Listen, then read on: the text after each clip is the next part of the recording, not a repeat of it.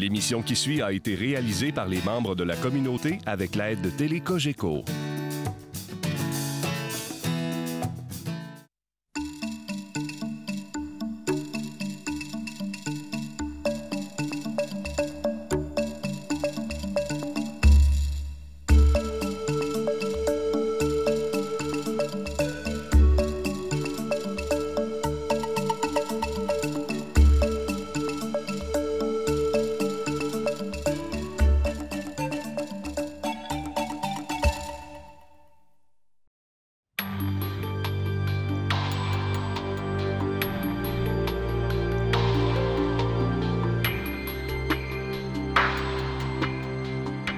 « 450 millions d'années d'histoire, 450 millions d'années d'évolution, une flore particulière, une faune marine riche, une géologie unique.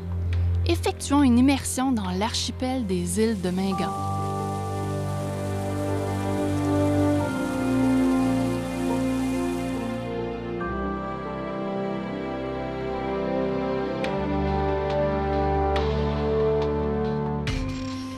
34 îles calcaires et plus de 1000 îles granitiques réparties sur plus de 120 km composent ce parc national marin, le seul parmi les 50 parcs fédéraux à être accessible uniquement par voie navigable.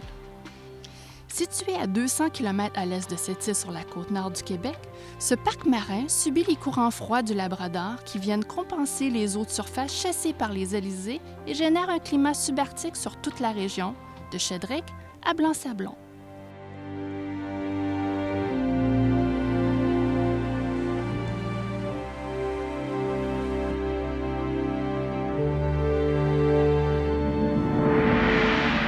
Les îles Mingan n'ont émergé que récemment, dû à un réajustement isostatique de l'écorce terrestre et suite à la disparition des 2,5 km d'épaisseur de glace qui recouvraient la région. La dernière glaciation a pris fin il y a 10 000 ans et à cette époque, les îles étaient recouvertes de 85 mètres d'eau. 2800 années plus tard, à la remontée rapide des îles, les premières terres émergeaient si rapidement que la mer n'a visiblement pas eu le temps d'éroder toutes les parties de falaise exposées aux vagues violentes avant que la remontée ne les mette à l'abri.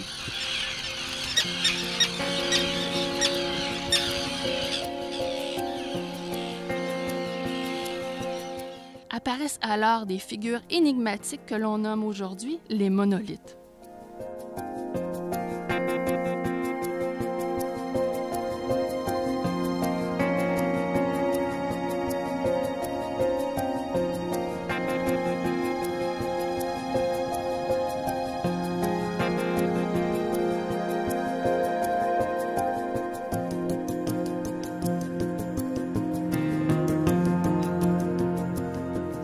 L'histoire de ces îles remonte en fait à plus de 460 millions d'années.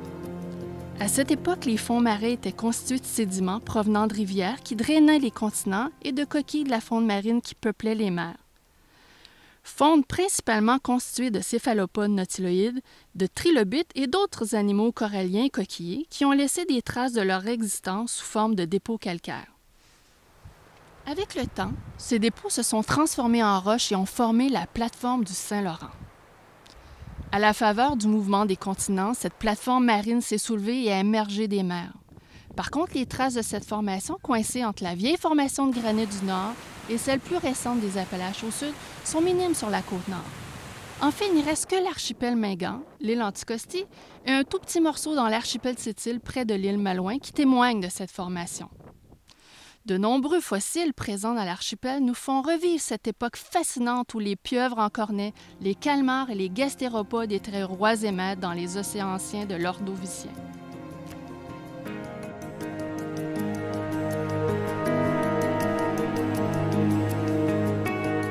Cet archipel n'est pas renommé que pour sa géologie extraordinaire. En effet, la flore l'est tout autant grâce aux conditions insulaires et arctiques qui y règnent.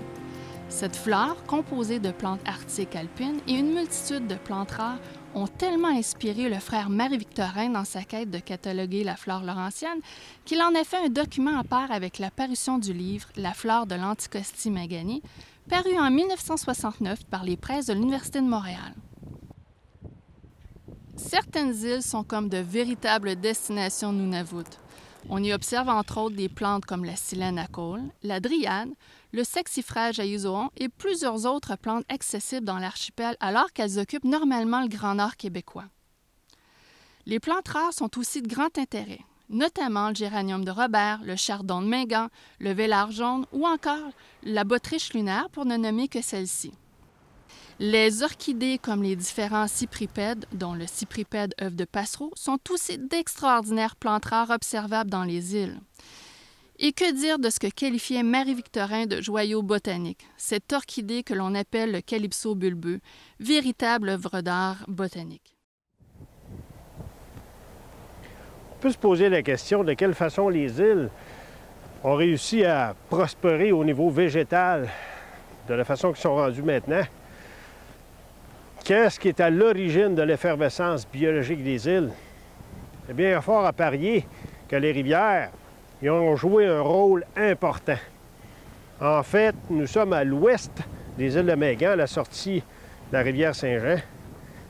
Et d'ores et déjà, on peut constater ici que la crue saisonnière au printemps que nous sommes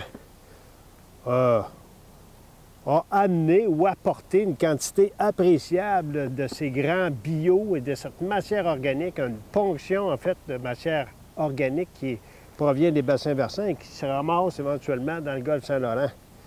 Or, c'est pour cette raison que lorsqu'on se promène dans les îles Mingan, la vaste majorité des littoraux est composée de ces quantités appréciables de bûches qui, avec les micro-organismes et les champignons, auront tout fait de réduire cette matière organique en compost.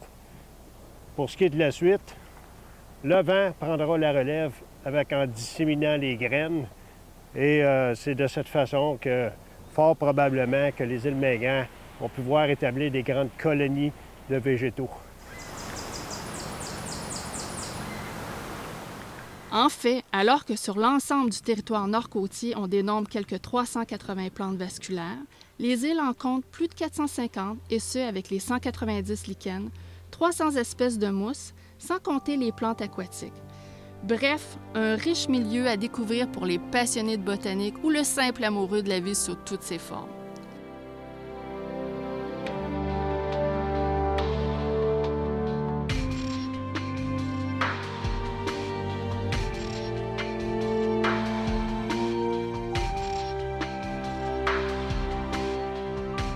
L'archipel ne donne pas son reste pour ce qui est de la faune marine, avec plus de 15 espèces de mammifères marins observables à proximité des îles et même pour les échoueries de phoques directement sur les plages insulaires à portée de caméra.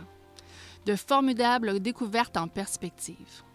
D'après un recensement fait il y a plusieurs années, il y aurait quelques 1000 phoques gris qui, année après année, reviennent profiter des largesses de ce milieu franchement étonnant des îles de Mingan. Les îles hébergent aussi quelques 20 espèces de mammifères terrestres et quelques 10 espèces de batraciens et reptiles.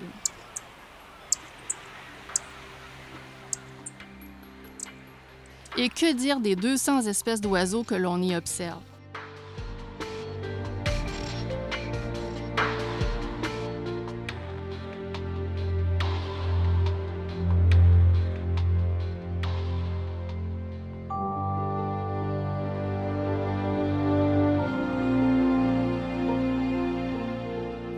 En fait, la plus grande cormorandière du pays se trouve sur la petite île Sainte-Geneviève dans l'est et une colonie de macareux moines vient garnir pour sa part la dernière île du côté ouest, l'île aux perroquets, du nom de cet alcidé au bec coloré à la manière d'un perroquet et qui niche dans les falaises à proximité des observateurs. Un milieu extraordinaire tellement riche que cet archipel pourrait être qualifié de Galapagos du Nord. Malgré cette richesse, les hommes menacent maintenant, comme tout le reste, cet extraordinaire milieu, à commencer par le réchauffement climatique, qui risque bien d'apporter des changements dramatiques à ce milieu nordique. De plus, avec l'avenue des 4 barrages de la rivière Romaine, les nutriments risquent de diminuer après quelques décennies, car ces barrages agissent comme des bassins de décantation et filtrent les matières organiques qui devraient normalement aboutir dans l'archipel avec le panache d'eau douce émanant de la rivière.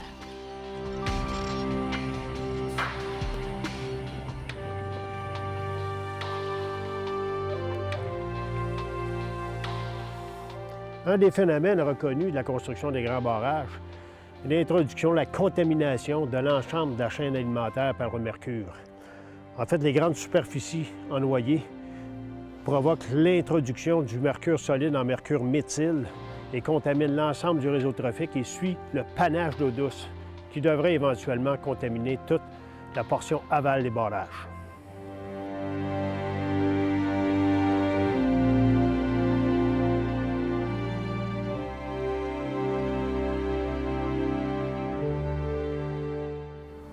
Le plastique prend énormément d'espace dans nos vies, à un tel point qu'on ne peut même plus s'imaginer une activité dans la société moderne où le plastique n'est pas présent. Que ce soit avec les bouteilles d'eau, la chasse, les douilles de fusil, à peu près des cordages de polypropylène pour les pêcheurs, partout le plastique est présent. Nous n'avons qu'à aller dans les dépotoirs modernes pour voir la quantité faramineuse que l'on génère en déchets de plastique aujourd'hui. Occasionnellement, les agents de Parcs Canada organisent des corvées avec des bénévoles pour faire le nettoyage des rives parce que le plastique, sous toutes ses formes, menace la faune locale et aussi menace quand même les littoraux adjacents aux îles. Donc, nous avons de sérieuses questions à nous poser. Est-ce que nous avons laissé trop de place au pétrole, trop de place au plastique dans nos vies?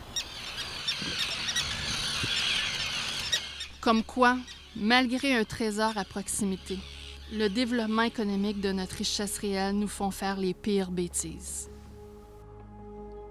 Il nous appartient à tous de corriger les erreurs passées et ainsi laisser aux suivants ce que nos parents nous ont légué, des îles en santé.